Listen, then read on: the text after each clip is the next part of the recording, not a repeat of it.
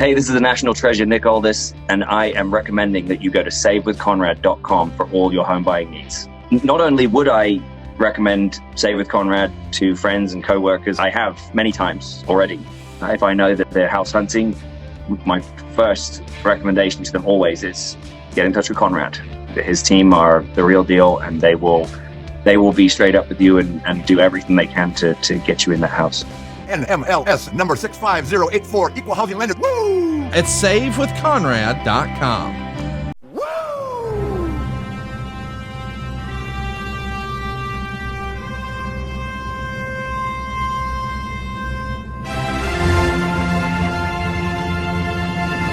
Ladies and gentlemen, this is Ric Flair, 16 times your world heavyweight champion. Along with my good friend and co-host Conrad Thompson, we do a show called Woo Nation, the #1 podcast on CBS. And our guest today is not even arguably, but sincerely coming from me, and I'm sure in the minds of anybody that's ever really known our sport, the greatest babyface, good guy, whatever the terminology you want to use, in the history of the business, the legendary Ricky Steamboat. Ricky, how are you, man? Hey, champ, I'm doing well. Down in Tampa? St. Pete. You're in St. Pete. I knew that. Okay, I'm sorry. Yeah, just a stone's throw away from Madeira Beach. Yeah, I know. Well, you were born in Tampa, right? Well, actually, no, but I grew up in St. Pete. Went to schools here. Well, you won the high school state wrestling championship. At what high school? Bogosiega. That's right, yeah. Because you were a couple years behind Mike Graham. A lot of people don't realize Mike Graham was a state champion as well. Remember Mike, right? Yes. When I was a sophomore and Mike was a senior in the district finals, now you had to win districts. I was in 10th grade. Yeah. District finals, you had to win districts, which then when you would qualify you to go to states. I met Michael Gossett for the first time, and he beat me by a point. And there, sitting ringside in the bleachers, was his dad, Eddie. Yeah. What a small world, huh? A lot of people don't realize, what a tragic situation that's been with Eddie and Mike's son, of course. But, yeah. So anyway, Rick, I got this gig because they heard me on Austin's. And the first one I did on Austin's, I was drinking, so it was very entertaining. So you can only imagine. So CBS called my agent, Melinda, who you know, and said, what do you think about Flair doing a podcast? And here I am 5 weeks in. So, and I'm lucky because I have a wealth of friends from all these years in the business, but, we could discuss our personal accolades and all that, but I want to say from the bottom of my heart that, you rocked my world and I rocked yours, I think, on a very equal basis. We made music like nobody's ever made. And probably the greatest compliment that I've heard in the last 20 years, which is saying a lot, is that my daughter Ashley right now is currently engaged in a series of matches with a girl named Sasha Banks. And Ashley's name is Charlotte, her wrestling name. Yeah. And they're comparing their matches. They're saying they're as good as Steamboat and Flair. Wow, that's awesome. So to hear that someone say that to me about my daughter, I'm thrilled because, you and I have discussed it 1,000 times. I was 40 and you were 35 in '89. So, and we started wrestling when I was 30 and you were 26. So. How many I bet we had 100 better than that in Greenville on a Monday night, right? Oh, yeah, without a doubt. A lot of times when I'm doing stuff like this, talking on radio to different, wrestling fans and DJs and this and that, I always tell them, I said, you guys never got a chance to see the matches that we saw, like in Charleston or, Greensboro or, Charlotte, I've got a particular match in Charlotte that I always refer to, and it holds a big, strong memory in my mind. And it puts you over in a position to which our wrestling guys today have to understand timing, And if we get into this discussion today, I'll go ahead and tell that story. Well, no, go ahead. You go ahead and tell it. Just don't tell the one. Oh, you can now. I'm divorced. Just can tell the one about the 3 times you went out to. What the hell's the name of that place? You told me that. Oh, you're talking about the what was the name of that club? Who knows? It was in the late 70s. Yeah, Conrad will love that. I'll name the club. Will come to me. Tell the other story. All right, this was like I'm going to say early 80s. 2001. The 2001 club. Yeah. You want me to tell that story? You want me to tell that story Yeah, you can too? tell that first. We got a bunch of them. Okay. We got It's time. a very innocent story. This was a time in which they turned you babyface, and we were wrestling, and Piper at the time was also a babyface. Yep.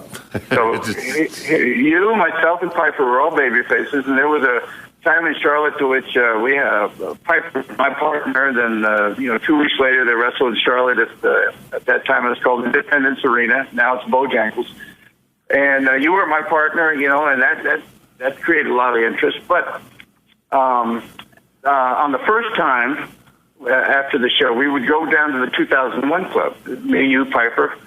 And, of course, there'd be the entourage of fans and also wrestlers / girlfriends and wives. Slash. And then the owner of the place had an area for us, seating area. Bill with Cartwright. Bill Cartwright. Couches and stuff like that. Had our own bar. Well, to make a long story short, at the end of the night, the bar tab was $1,000. Now, you go back to like 1980, 81, $1,000. So here comes Rico. He comes up to me and Piper, and he said, "All right, guys, bar tab tonight is $1,000. I'm gonna tip them $200. So it's $1,200, and we're gonna split it 3 ways." And I looked at you and I said, "I've had 3 beers tonight, Rico." What do you say? 3 beers. Sorry. And Roddy, of course, Roddy was all for it. There's no telling what he injected into his body. So we, $400 a piece. Okay. 2 weeks later, Charlotte Coliseum. Here comes the 3 of us back to the 2001 club. Another $1,000 bar tab, $200 tip. Split 3 ways. 2 weeks later, a 3rd time. And after the 3rd time, I got Roddy and you together, and I said, "Okay, guys, that's it. Doesn't take a rocket scientist to figure out the one of us. There's been 3 times in a row. There's 3 of us flipping the bill for all the arena rats and all the groupies and all the boys and the girlfriends / wives. Arena rats. It's just been the 3 of us that have been paying for this, and three guys doing it 3 times. I'd take a rocket scientist. I figured, I had paid for one of these $1,200 nights, and that was the end of that. At those 3 nights at the 2001 club. I don't know what kind of money that would translate today. You're talking 35 years later. But $1,200 was a ton of money. Well, I got to tell before we start getting serious, I got to tell one better than that. So 1978, I'm not the world champion. I'm just the U.S. champion, or I was chasing him one way or the other. But we were smoking hot and selling out every arena. And so Christmas week of 78, because I had just bought the house in Montebello, Rick, and you had the house on Carmel Road, remember? Yes. Up on the hill. Okay, so... Yes.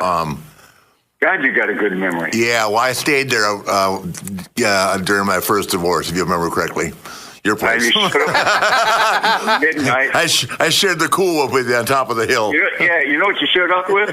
It's midnight or 1 o'clock in the morning, knock on, I go answer the door. There's Ric Flair standing. He's got his wrestling bag in one hand, which was a halibut.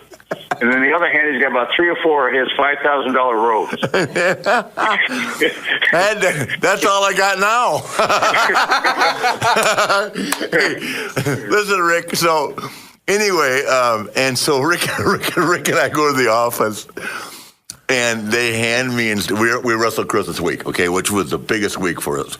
That meant wrestling, we had Christmas Eve off, but we wrestled twice on Christmas Day. And then we wrestled big events, big venues all week long. So for 7 days. Between there and New Year's. Between there, yeah. And we were wrestling like, at that point, Rick and I were probably doing, I'm guessing, either an hour draw or 45, 50 minutes every night. Twice on Christmas Day and then twice on the weekend. So like 9 times of wrestling, right? Right. But we both got a check for $8,800 for the week in 1978. Wow. And I called him and I said, Jesus Christ, Rick, thank you, man. What the hell, $8,000? And he goes to me, yeah, but I'm tired of this bullshit. We're working on holidays. Rick, it's pushing me. It's, it's taxing my marriage. I don't like being gone as much. I said, what'd you just say to me? I said, I'll meet you at the bar in about a half hour, man. He actually was going to quit. Wow. He called George Scott and said, I'm tired of this shit. I got better things to do. I said, what do you got better to do than make $8,000? I already spent mine. I need to make 8 more next week. Do you remember that? That is a true story, fans and comrades. I do. Yeah. Yeah, I go, you are what? I don't know. I've never known you to be on drugs, but somebody is giving you something over the holidays. He just said, I'm quitting. He called him George Scott. Scott called me and said, Steamboat quit. I said, what? Yeah. God. That's one of the stupid Ricky Steamboat decisions. Or statements. No, yeah. That's okay. We got you back on track. It took about 48 hours, but you were fine. Is it okay to tell a story about a match that that George Scott set up and all that? of Yes, course. sir. Yeah, Rick, tell anything. Anything goes. All right. We're wrestling in Charlotte Coliseum, and like you said, we have wrestled so many times there, and did 1 hour draws, Broadways, And George goes, look, you two guys tonight, let's flip Rick over, Flair, and give him really something hot. And you don't need to go all night. I mean, you guys have worked here so many times to 1 hour draws. He says, because, you looked at me and you said, I didn't want to be Steamboat and I didn't want to be Flair. So you go out there and wrestle to a draw. The fans go away knowing that they saw a hell of a match. But tonight, let's throw a monkey wrench into this situation. And Flair, you go over, you come up with something hot, and, just give me 20, 25 minutes. Well, we're not even warmed up at 25 minutes. So we both say, okay. So, and he just says, what do you want? I said, what do you want to do? He says, when it's right, I'll just, I'll be in the corner like I do, begging off, and you come in, give me one of your big chops or something during your comeback, and I'll just sweep your feet out from under you and put my feet up on the second rope and tell Tommy to get down and count. So we go out there and we work. We have our match 20, 25, 30, 35, 40, 45, 50 minutes, 55 minutes. Now, the fans have already been conditioned that when us two go that long, they're all sitting there and they say, oh, it's another draw. It's another Broadway, right? So 56. And at this time, back in those days, the announcer would count, 5 minutes left, 4 minutes left, 3 minutes left, 58 gone, 2 minutes left, ladies and gentlemen, 59, 1 minute left. And here we go, 1 minute. And I'm waiting from the call from you. And here we go, 30 seconds, ladies and gentlemen, 30 seconds left. And then we get down to 15. You beg off in the corner. I charge in. You sweep my feet out from under me. You tell Tommy, get down and count. You got your feet up there in the second rope. Now, as the announcer is counting 10, 9, 8, Tommy goes 1, 2, 3. And there's the big clock we used to hang in the center of the Charlotte Coliseum, like they use for basketball. We roll out of that. I'm laying on my back.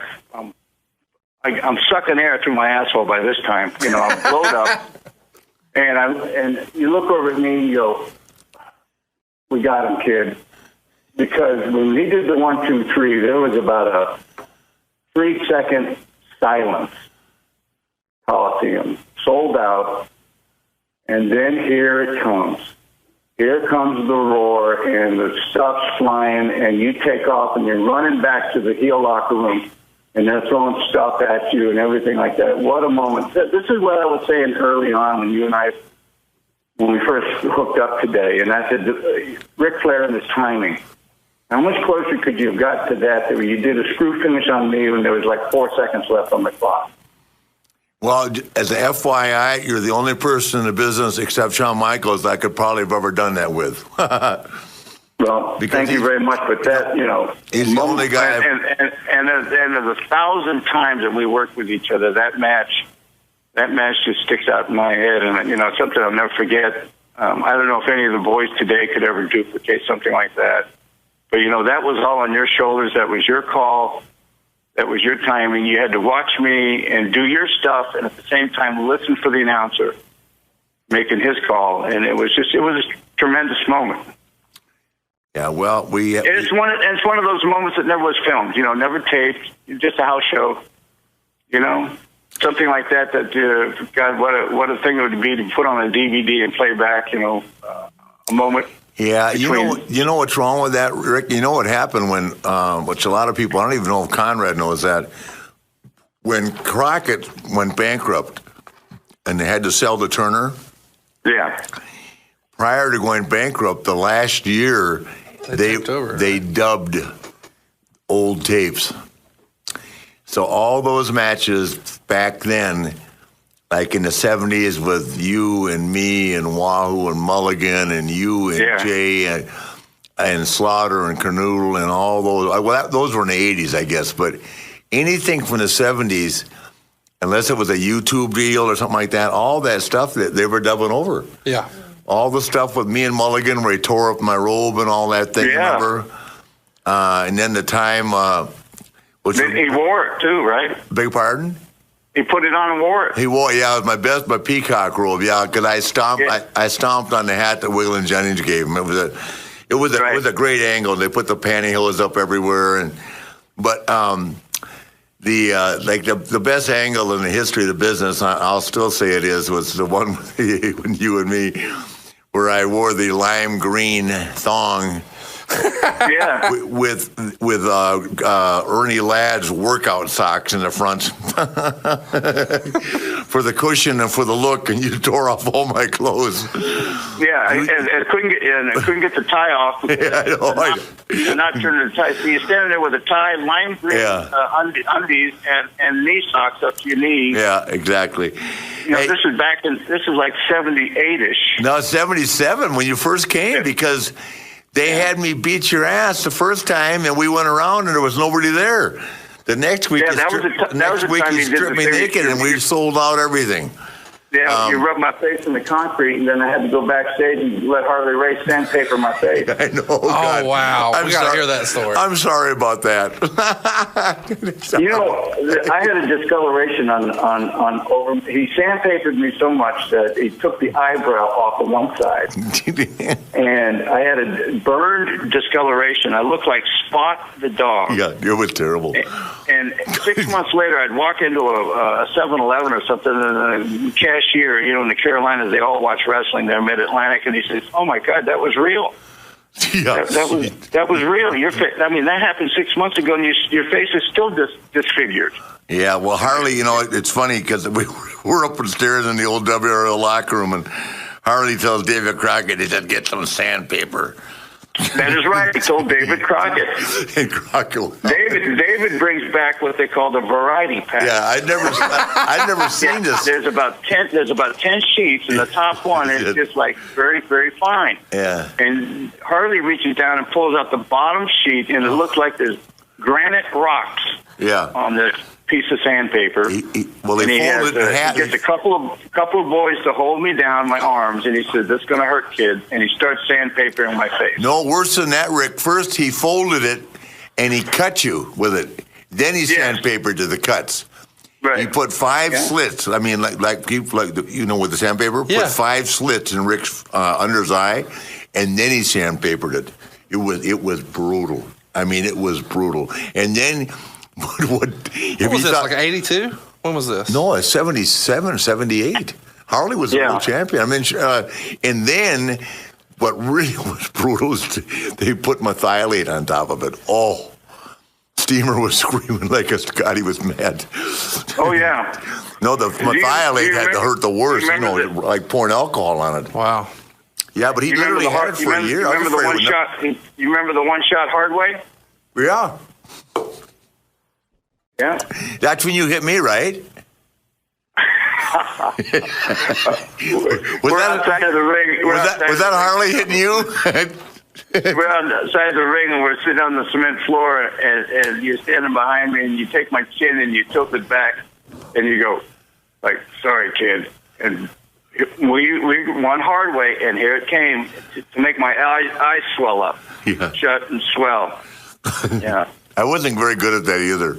I don't know. Bray Wyatt disagrees. Yeah, Bray Wyatt. Yeah. That was just a timing issue. He ducked when I said stand still.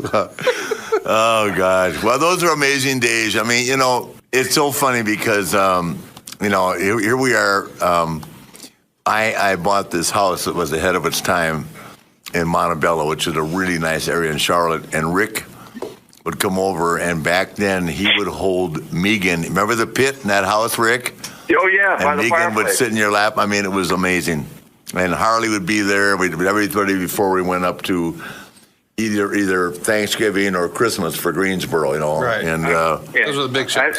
yeah. I'm thinking it was Christmas. Yeah, and here's Megan now. And Megan just turned 40. And here she was sitting in Rick's lap. She was about 5 years old. Wow. Right. That's how long we've been friends, man. Think about that. Yeah.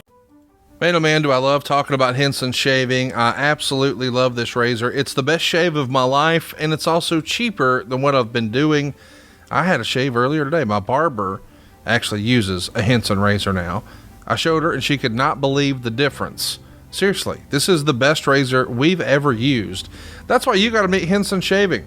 Henson Shaving is a family-owned aerospace parts manufacturer that's made parts for both the International Space Station and the Mars rover, and now they're bringing precision engineering to your shaving experience. You see, razor blades are like diving boards. The longer the board, the more the wobble. The more the wobble, the more likely you are to get nicks, cuts, and scrapes. You see, a bad shave isn't a bad blade problem. It's an extension problem. By using aerospace-grade CNC machines, Henson makes metal razors that extend just 0.0013 inches, which is less than the thickness of a human hair, and that means a secure and stable blade with a vibration-free shave. And it gets better. The razor also has built-in channels to evacuate hair and cream, which makes clogging virtually impossible. Seriously, Henson Shaving wants the best razor, not the best razor business. That means no plastic, no subscriptions, no proprietary blades, no planned obsolescence. The Henson razor works with a standard dual-edge razor blade to give you that old-school Nature Boy shave with the benefits of new-school tech. And once you own a Henson razor, check this out. It's only $3 to $5 a year to replace the blades. I have to admit, I was blown away by this. I have hammered it enough around the office. My dad finally said, okay, I give. I'll check it out. So I went and I actually saw how affordable the razor is because I was lucky. They sent me a free one to vet. I fell in love, and I ordered one for the office. I ordered one for my shave kit. Even my barber got one, and yes, Dad has one too. You're going to love it because, seriously, $3 to $5 a year for blades? Think about how much you've spent on blades in your lifetime. $3 to $5 a year. Bam! Not only is it better, it's also cheaper, and that's why it's time to say no to subscriptions and yes to a razor that will last you a lifetime. Visit HensonShaving.com/Flair to pick the razor for you. Be sure to use the code FLAIR, and you'll get 2 years worth of blades for free with your razor. Just make sure to add them to your cart.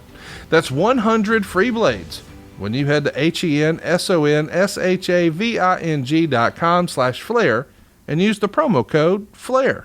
The greatest talker in the history of the business is behind the mic once again. This is Woo Nation with Ric Flair. So when did you guys first meet? Did y'all meet with Vern, or was it after that?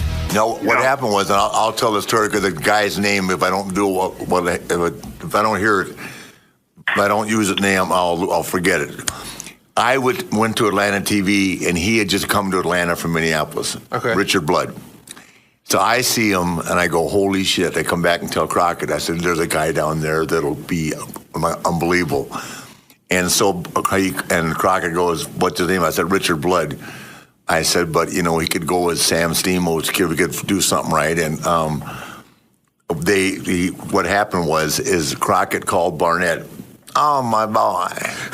I do like one-man gang. And so one-man gang went to Georgia, and we got Ricky Steamboat. Wow. But that's boy, a hell of a trade. was that an uphill battle, man, because every baby face in the territory from Johnny Weaver went upside down. Here comes Mr. America walking through the door, looked like Steve Reeves winning the Mr. America contest, right? Right. They were so jealous. I never saw anything like it. Remember, Rick? Oh, yeah. Holy cow, they wouldn't even talk to him. Wahoo, Paul Jones, and those guys, they were miserable. Here comes this kid looking like Mr. America, right? Carrying a surfboard. Jeez, are you kidding? I wish I still had a picture of that thing they made. The only thing that Crockett's ever did right in marketing is they made this picture of him with a carrying a surfboard down at Myrtle Beach. Remember that, Rick? Well, they did two posters of me, one with a surfboard and one with me standing there with some jeans on and no shirt. Yeah. I mean, this was way before Kerry Von Erich and all that stuff. Yeah. And he was so damn good looking, and his physique was so outstanding. But boy, you know, back then, that's Ricky's kind of one of those guys that started to change that time when a bayfish, you know, couldn't weigh 300 pounds anymore, or couldn't weigh 250. Right. You know, this was a weight trained guy with a good amateur background. I mean, the only guy like him in the business at that time, who was considerably older than Rick, was Jack Briscoe. Jack had a good natural, but not a weight trained as much as just a natural physique. But it's like I always tell, there's two guys that no matter how hard they try, they could never be bad. Is Jack Briscoe was just too damn handsome, but he had to work heel once in a while. But nobody really liked him as a heel. And Ricky couldn't be a heel. I mean, you take Ricky Steamboat, Sting, and Jack Briscoe. There's three guys that could never be heels. Right. Jack Briscoe could once in a while but against Dory or Terry or Harley, who's going to be the heel, right? I sure. mean, I guess he was against Wahoo when he worked with Wahoo in Charlotte. But if you take Stinger and Jack and Ricky Steamboat, I mean, they're just guys that you're just too nice a guy to ever be a bad guy anyway, Rick. Does that make sense? Well, Sometimes you have to. That. Yeah, there's just a handful of us that worked through their whole career, and I mean by, you know, having a 20-plus year career and stayed on one side of the fence through the whole career. You know, never jumped ship, not once. Although in '91 I did go to, you know, promotion to say, you know, I'd like to work heel. You know, because about that time I had about 16, 17 years in, and I said, you know, before I exit out, I'd like to at least experience it one time. And Pat Patterson said, you know, Ricky, no way, you're just a baby face, and that's all you'll be. And I look back on it now, and I kind of thank him because of that fact. It's just a handful of us that just, you know, I started out as a baby face and ended as a baby face 20 years later. So when you went to the WWF in '91, I guess you went back rather, and they put you with, you know, the headdress deal and the breathing fire and all that. Whose idea was that, and how do they pitch that? What does that look like? That was Vince's idea, and he wanted to repackage me was the verbiage, and just like starting over, and I also almost like, you know, starting over even on the card. I was, you know, doing the second, third match, wrestling Haku, and was going to do a slow build on me and build me back up. But they wanted to repackage me with, you know, bringing the fire in and the dragon outfit. Kind of going. That's how that. I'm sorry, go ahead. Yeah, you're listening to Woo Nation right here with Ric Flair. Of course, we're on play.it, and you can follow our guest on Twitter, Ricky the Dragon Steamboat. He's on Twitter @RealSteamboat, so check him out there. Ricky, let's talk briefly about when you first left Crockett and went to Vince in New York the first time. There was talk at the time, and maybe this was just kayfabe stuff, that you were thinking about getting out of the business and opening gyms, and then it wasn't too long after that you were working for Vince.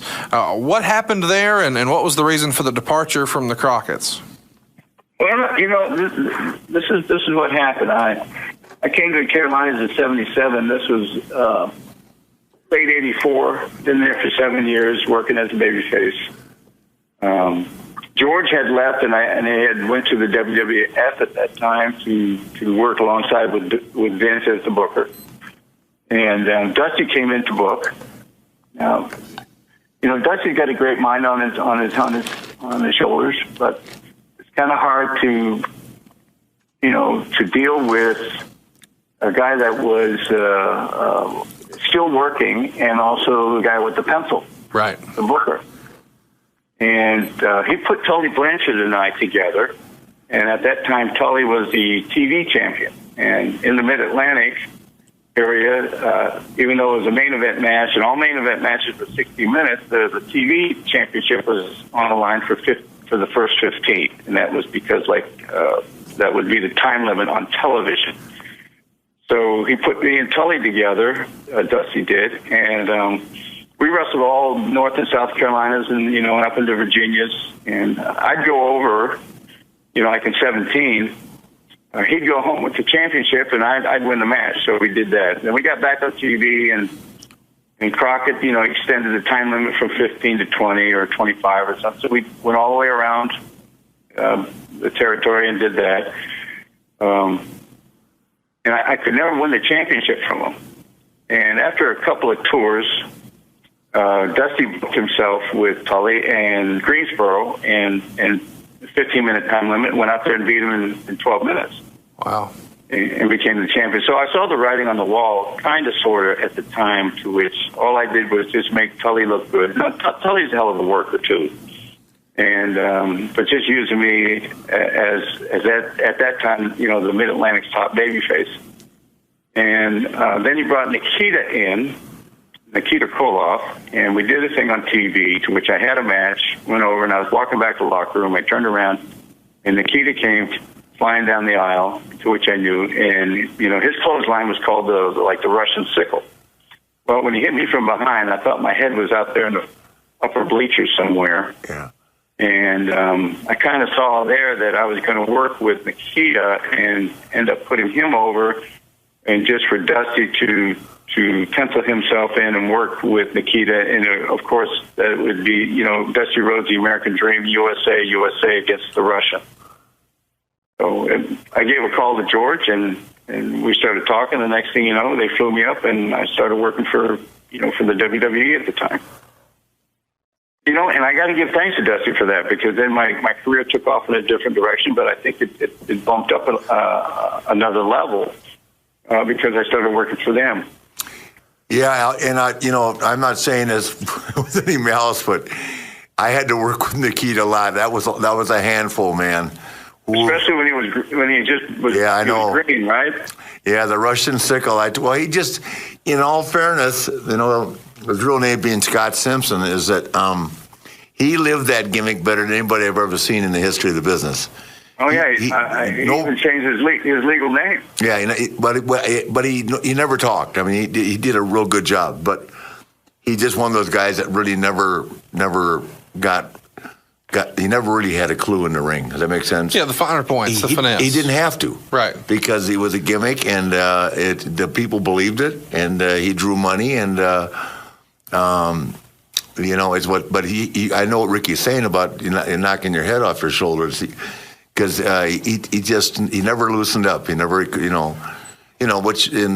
give a lot of guys, I'll say a lot of guys never had the chance or the ring time or train. I think he was trained by Eddie Sharkey. I mean, always. Yeah, he was a Minnesota boy too. Yeah, but right? he wasn't a Vern Gagne guy, so. No. He didn't have to do the 500 free squats and all that, so. And he was big at that time, wasn't he, Rick? 285, yeah. Yeah. Yeah. Yeah, they made that vignette with him in the dungeon, which was way ahead of its time, and that thing really put him over. Just somebody's garage, but they made it look like he was down in a dungeon training with Ivan Koloff. Remember? And, he had the neck harness on and all that, and he had huge traps, and he looked the part. And the gym that we all went to back then, which Rick and I saw each other every day at, was King's Gym. Before it became World Gym, it may have been World by the time he got there, and he would never talk to anybody. He'd walk around the gym every day. I don't think he ever said a word of English in the gym for 2 or 3 years.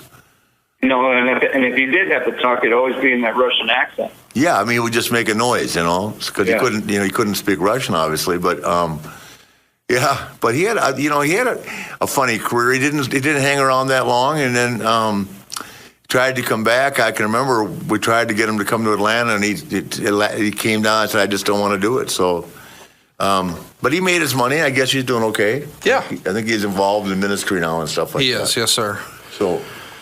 So, Ricky, once you got to the WWF, you had been, spent a great portion of your career at that point working for the Crockett's. What was the biggest difference you noticed in working for the Crockett's versus working for the McMahons? Well, as the early stages of WrestleMania, to me, it was the scope of everything. The venues of the large cities and the production level of TV. It just seemed like it was making it bigger than life. To me, we were just used to doing work in studios and stuff like that. And, not knowing, I didn't know at the time that how the business was going to grow, but you just had some kind of gut feeling that this thing was way different than the way the business had been projected for the past, prior 50 years.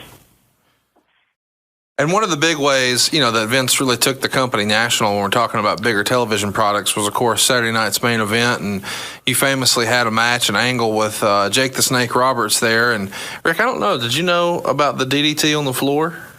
No, I was always working. I mean, I didn't see a lot of that stuff because I was working every time, Right. Even when Tully and I were there, I never got to see it because, our schedule was completely different than theirs. They taped on Tuesdays, and that time they weren't on Raw at that time. They were taping at network TV for NBC, right? Am I saying that right, Rick? Right. When you guys would tape every other Tuesday, I did a little of that too in the 90s when I went. But no, I never even saw. As a matter of fact, I was wrestling Sting. When he wrestled the Macho. I was in a Clash of Champions with Sting. Am I saying that right, Rick? That is correct. Yeah, you guys were in Detroit for that one, right? Yeah, 1987. Yeah, 87. I was wrestling Sting in Greensboro at the Clash of Champions. So I never even saw their match. I just heard the next day, which pissed me off, that Ricky Steamboat said he had the best match of his life. And I said, well, just because he won. Well, let's just go ahead and talk about that. I'm just kidding. But I mean, I couldn't have been happier because I know how good Ricky Steamboat is, but it just I didn't. The whole thing. It's the truth. If you're booking and you're in a working and you're a bayface, it never works out. It just doesn't, because if you're booking and you like he said with Dusty, who had so much talent and so much charisma, but he was going to push himself. But Ricky was so over in the territory. There's always, in my estimation, there's room for 2 or 3 guys. You know what I mean? Right. Yeah, me too.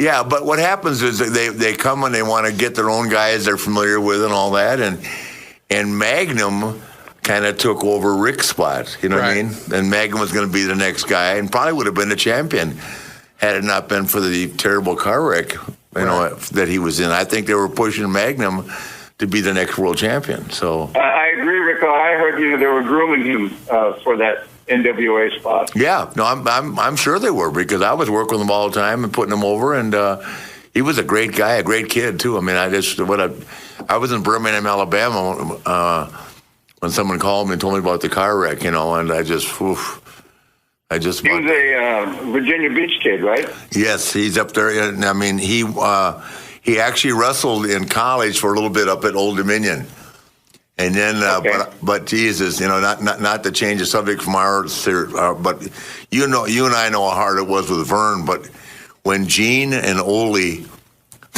when they had that building over on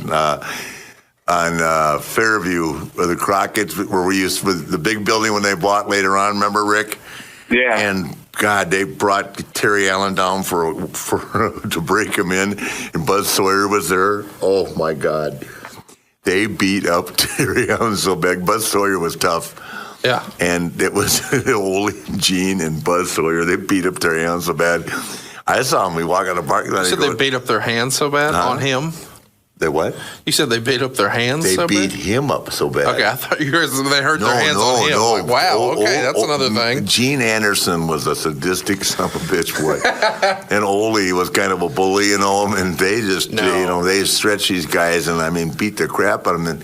And he had to be in pretty good shape to have wrestled in college. And I think he was a state champion of Virginia. I don't think he went to Granby or anything like that, but anyway, he had a good amateur background, but those guys, it was so hard to get in the business down then. And, it's like, oh, God, they almost killed the Iron Sheik, too, when the Sheik came in. And the Sheik was tougher than hell. Right. But, the way Gene and Ole would get these guys to run up and down stairs and do 1,000 squats and then get in the ring with them. Right. Very similar to the way Bill Watts and Eddie Graham did with guys.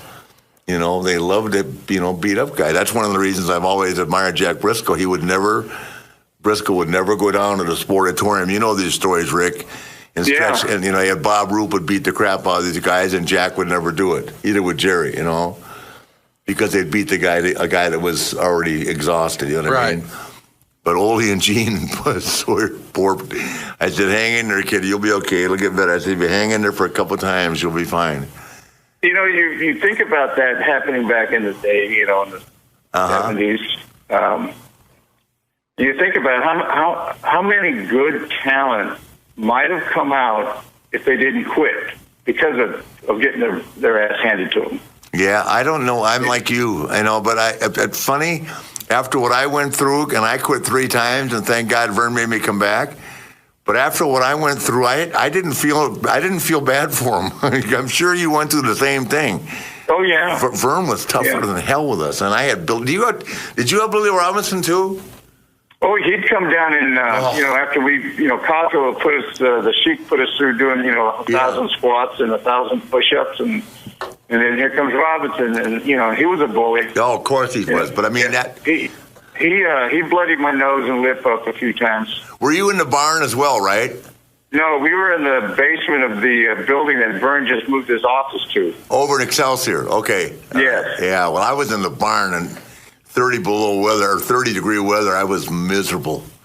Buying tickets to your favorite events shouldn't be stressful, so I use the Gametime app. It's the fast and easy way to buy tickets to everything you might want. Yes, wrestling, but sports, music, comedy, even theater near you. They've got killer deals on last-minute tickets, and their best price guarantee, you just can't beat that. So stop stressing over the tickets. Start getting hyped for all the fun you're going to have. What I like best about the Gametime app experience, at least from my perspective, is it's easy to find and buy tickets. But here's my favorite part of that. I don't have to guess what my seat view is going to look like. They show you images of what your seat view is going to be like. That means no surprises. But you know me, I'm always paying attention to the money. They offer a lowest price guarantee. They even have event cancellation protection, even job loss protection. Talk about peace of mind. Let me explain. Forget planning months in advance. Gametime has the tickets that you need even up until the day of the event. You can get exclusive flash deals on tickets for football, basketball, baseball, concerts, comedy, theater, everything. And the Gametime guarantee means you'll always get the best price. Now, check this out. This is a guarantee you won't see everywhere. If you find the tickets in the same section and the same row for less money, Gametime will credit you 110% of the difference. That's peace of mind. My favorite piece, though, again, I want to say again, you get images of your seats before you buy, so you know exactly what to expect before you arrive. And by the way, you can buy these tickets in a matter of seconds. Seriously, 2 taps and you're all set. The tickets will be sent straight to your phone. Snag the tickets without the stress with Gametime. Just download the Gametime app, create an account, and use the code FLAIR for $20 off your first purchase. Terms apply. Again, create an account and redeem code FLAIR for $20 off. Download the Gametime app today. Last minute tickets, lowest price, guaranteed. Oh, but I look back at it now and I'm glad I went through it, I think it, even though I quit 3 times, I am glad I finished it. Obviously I am, but. Let me tell you real quick, Cosgrove there in that building was 20 stories, and starting at the basement, it was 21. So we were in the stairwell, and we were running steps, running stairs, up to the top and run back down. Yeah. And then Todd got the idea. You pair this off, and then you get a guy up on your shoulders, fireman carry, and then you carry a guy up 21 flights. Oh, I know. Hey, listen, they were queer. Are you kidding? God, I did that stuff with Paul Ellering in Japan. Yeah. I said, Paul, I love you. I'm going to do the free. He gets to the top, and you drop the guy, you run back down, and then he carries you up. Yeah. Well, you weren't do you know, here's a story very few people know. Do you remember the name Brian Oldfield? God, he had the world record in the shot put. He won the Olympics. Brian Oldfield. I got it. Yeah, I got it. And he showed up in Excelsior. I've heard the story 100 times. Handsome, big, 6'5", 280 pounds, built like a Greek god, blonde hair. And he tells Vern he wants to be a wrestler. They sent him downstairs with Cause Road. He left the building crying 2 hours later. Nobody ever saw him again. Wow. This is the guy that won the Olympic gold medal and had the world record. He's the guy that's the first guy to do 70 feet, Brian Oldfield. See, I am just an athletic. I am like a mind trust. You really are. A brain trust. I mean, it's impressive. If I raced Jesse Owens. I'll be right back. It's time to shine my 16 world titles.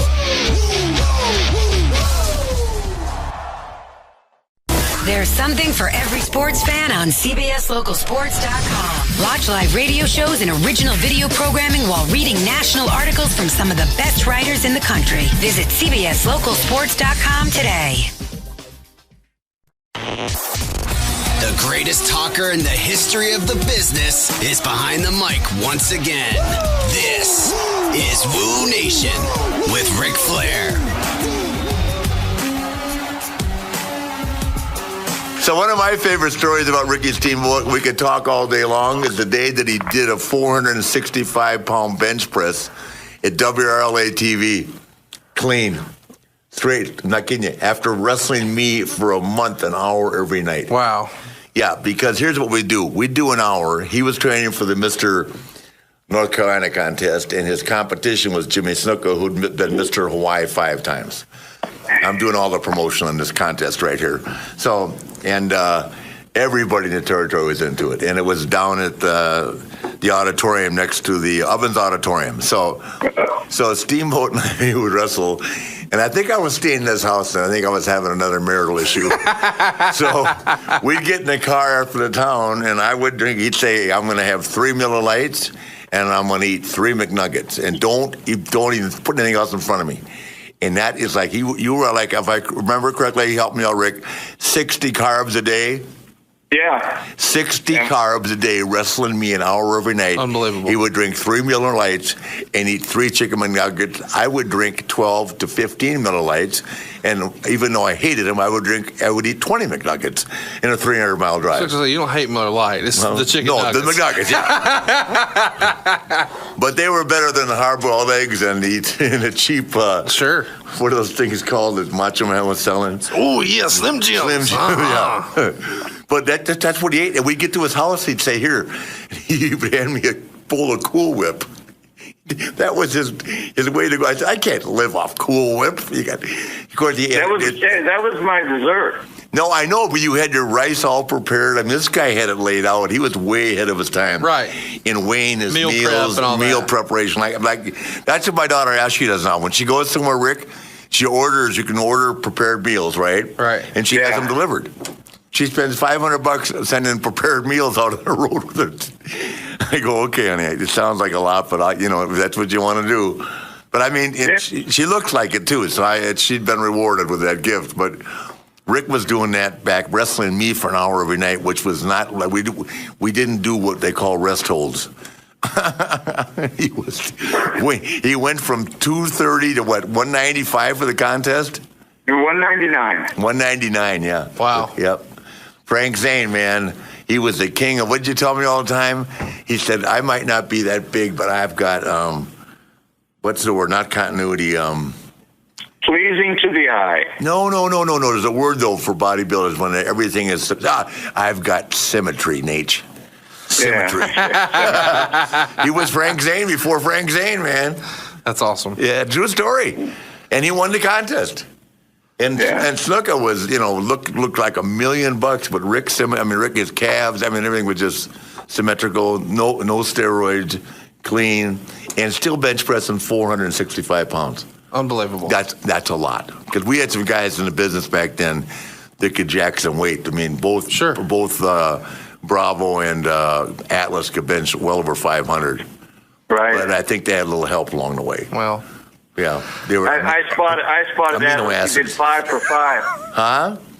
I spotted Atlas one time when he did 500 for 5 reps. Yeah, well, that was on amino acids, right? Yeah. You're listening to Woo Nation right here on Play. And just so you know, they could have given me anything and I couldn't bench 505. So taking nothing away from it. Well, we talked a little bit about the Macho Man match at WrestleMania 3, and those are probably your two biggest opponents, or the matches you hear the most about. Isn't that right, Ricky? When you talk about Macho Man and Ric Flair, those are the two big opponents, right? Without a doubt, everywhere I go, I'm doing appearances and stuff now, working for the company, and it's a flip of a coin when a fan comes up, which one they talk about. The matches that Rick and I had in the WrestleMania 3 with Savage. It's always those two. Tell us about the differences in working with Randy Savage and working with Ric Flair. Well, like I said, in that Charlotte match with 4 or 5 seconds left on the clock, just going to the ring, and I only knew that when he felt it was right, he's just going to sweep my feet out and put his feet up in the second ropes, in the corner, and that was it. Nothing else was said. Nothing else. And Randy's match, from start to finish, was completely thought out, and talked out, and even stepped through and all that. It was a completely different animal for me because I'm so used to just calling it in the ring and feeling this moment and that. But, Randy had it A through Z. And I will say with that match, what made it different, customarily, you'd have your shine in the beginning for the babyface, and maybe babyface get a false finish or two. Then you segue into your heat section. And the heel will get a number of his false finishes in, and then you go to the comeback. And babyface has a couple false finishes during that comeback, and then you have the finish, whoever was going over. So, blueprint match, 8 or 9, false finishes in the course of a standard match.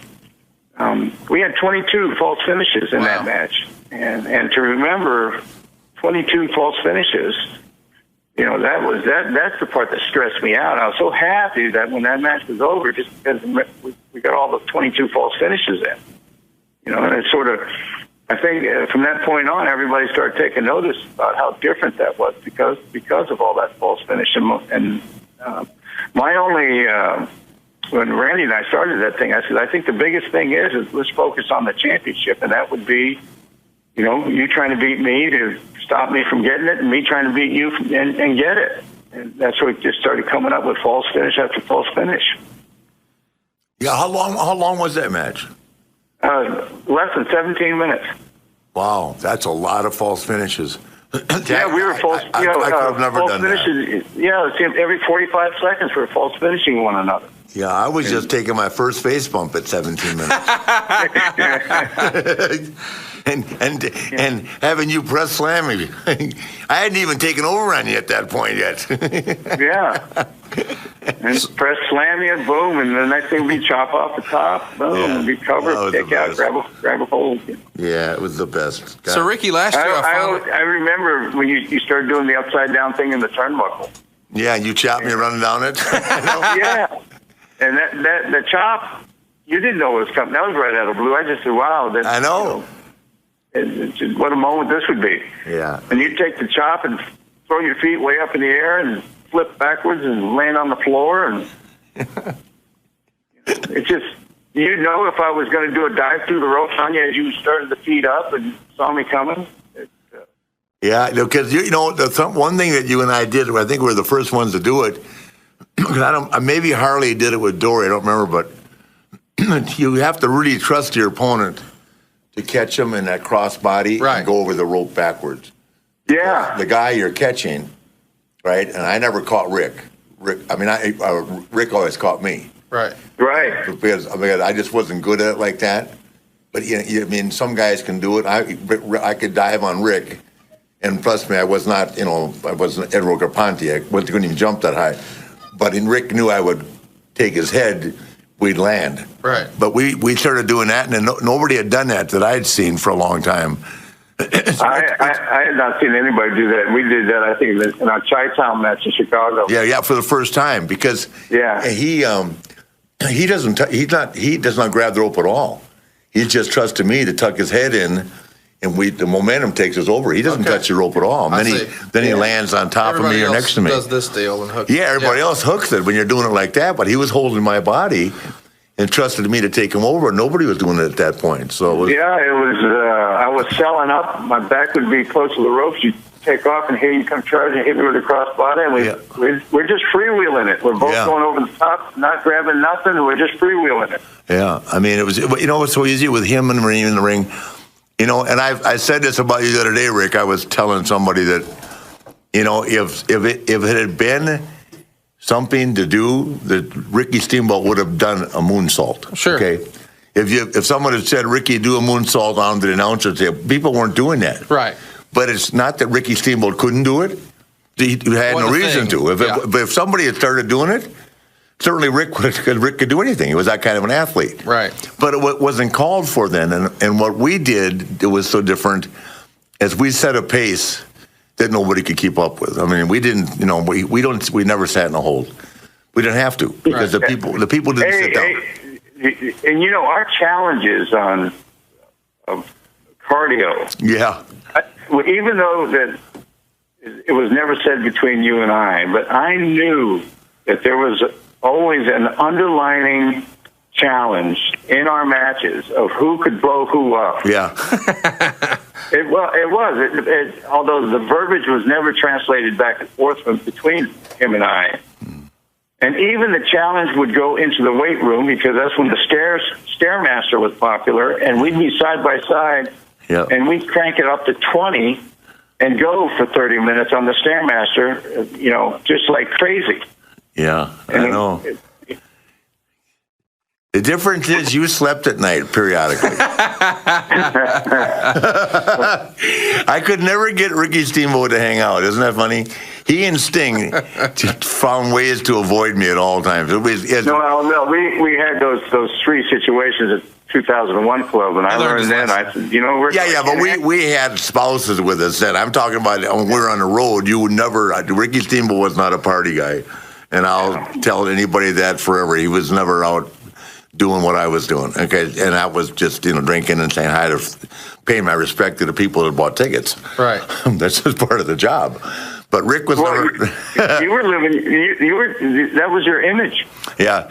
The only time I could get Steamboat to drink a lot was when we were in Europe. I'll never forget the trip with you and I and Sting because Rick Steamboat is a speed freak, right? And he can build cars and he can build boats and he's multi-talented, right? I mean, I've got to pay people to do all of the above.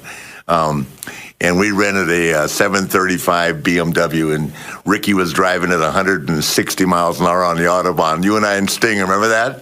Oh, yeah. The damn thing started to overheat. Yeah. But when I got him overseas, he had a beverage, but that was about it. Oh, man. You remember the last night in Berlin? Yeah. The best was our flight back, you and I in Lufthansa, when we got so drunk. I got off the plane and left 3 robes, remember? Over me. Yeah. I left 3 robes that I carried on. By the time I got back to customs, they were long gone. Wow. I said, thanks, Rick. That night in Berlin, we were drinking beer and shots of schnapps, in which I knew the schnapps was going to kill me. About 4 or 5 of us guys, we ended up splitting into 2 Volkswagen taxi cabs. I don't remember whose lap I was sitting on in the front seat, but I puked in the guy's Volkswagen glove box. Oh, my gosh. Yeah. Cool. Not cool. And then we got on the plane together, flying home, and we just said, let's just do it, man. Versus 7.5 or 8 hours. We just poured them in. We got them. You see, you were conditioned for it. I wasn't, and it was always bad for me. No, I know. And even if you drank, you only drank beer. Yeah. So, if I ever got him on. But you can only drink so much beer in a 9.5-hour run. You got to have something else, right? Sure. Well, So, and then another great time. I'm sorry. 2 hours in, I'd look at you and you look at me and you know what kind of state I was in, and that'd be that Ric Flair laugh. Yeah.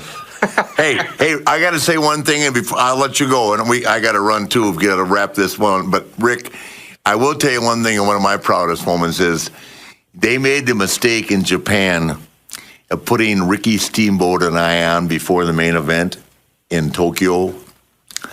And that'd be the proudest moment of my life, because when he and I got out of the ring, they didn't think that two Americans would mean anything. Sure.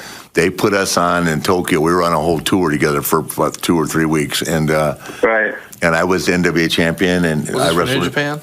No, this was Baba. Okay. All Japan. All Japan. Yeah. We were there for Baba. And they put me and him on in the semi-main event.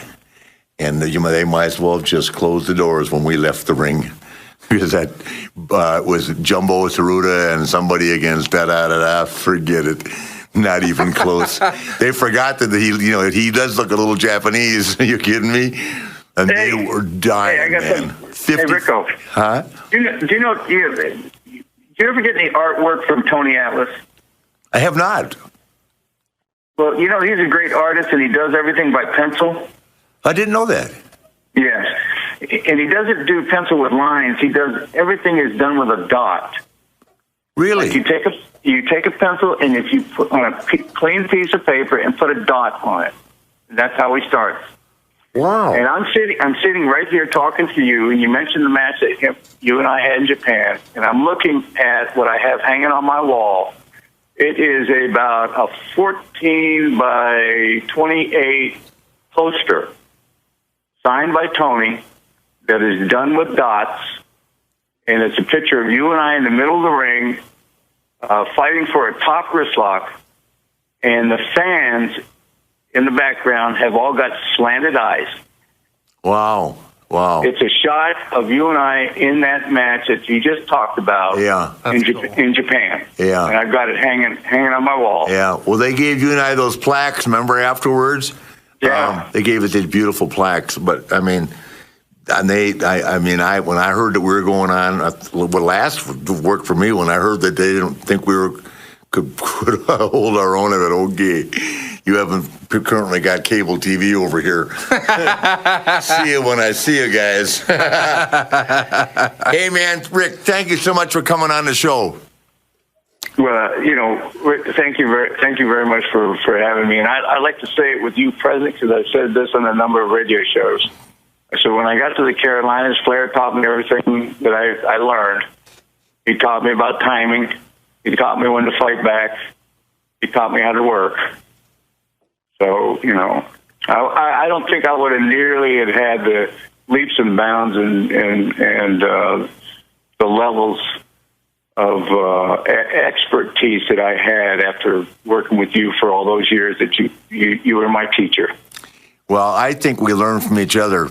And unfortunately, it made a lot of other people miserable. That's my take on it, because I learned a lot from you too, my friend.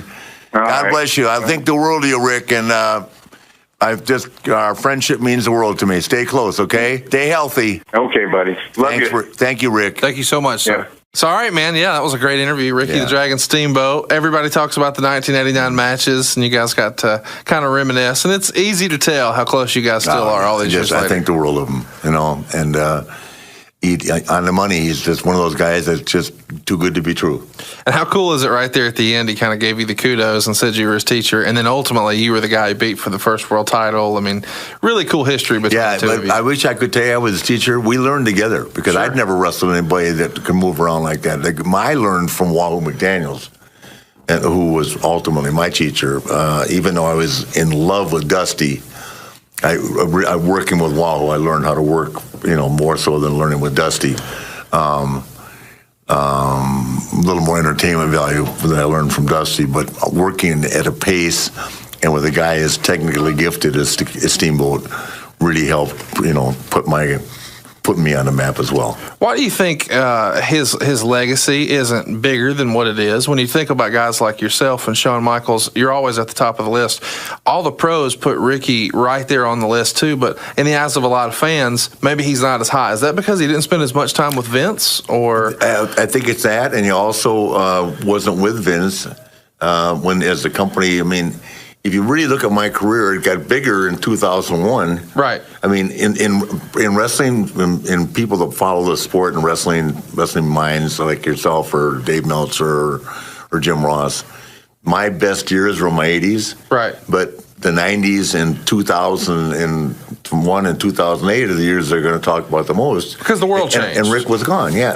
See, Rick said he was in the business 20 years. Right. I've been in the business 42 years. Right. It's a big difference, and I'm only 5 years older than he is. So that's what you can't duplicate television time. Right. So God gave me a gift, and one of the gifts was getting to work with him. Well, and listening to you guys was a gift for every wrestling fan. This was probably the best edition, in my opinion, of Woo Nation we've had so far, and I'm pumped about next week. I am too, young man. Thank you.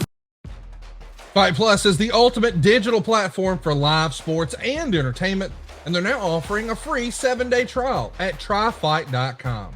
Fight Plus is packed with a premium live event schedule, over 1,000 hours of live action every year, and a library of more than 4,000 hours on demand, plus exclusive content you can't get anywhere else. Fight is a great partner of ours. They support us, so let's support them. Give that free 7-day trial a shot, and you'll be a member for life. That's tryfite.com. TRYFITE.com.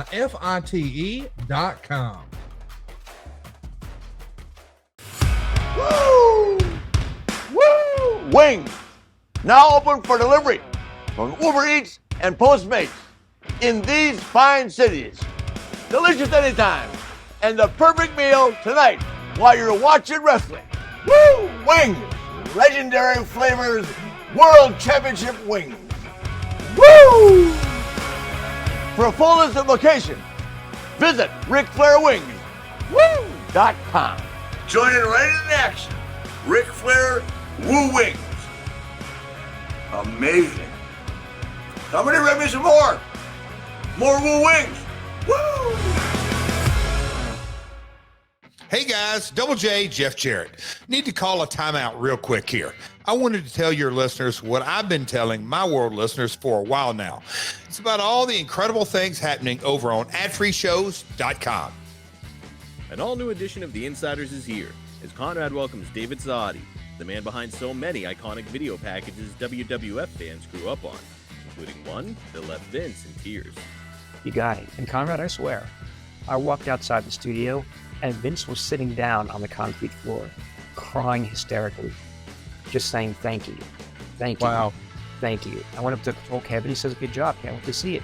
15 minutes later in the stairwell, Vince is still sitting down in a different spot now, crying, saying thank you, thank you. Jim Johnston created the soundtrack for generations of WWE fans, with some of the most iconic themes in history. Jim sits down with Conrad to take us behind some of those classic themes, including The Ultimate Warrior. And then I recorded that. And then just over that, you're just doing.